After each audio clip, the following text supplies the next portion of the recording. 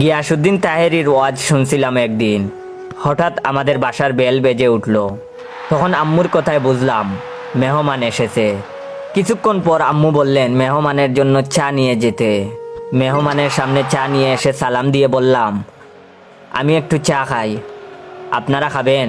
ঢেলে দেই? দেই একটু। তখন মেহমান বলে, কি বলতেছে ছেলেটি?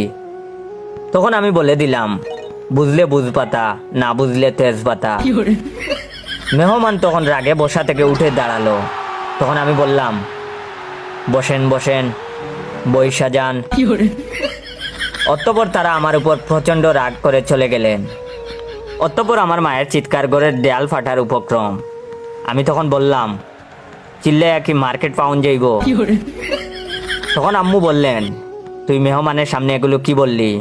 তখন আমি বললাম, আমি কি কাউকে গালি দিয়েছি?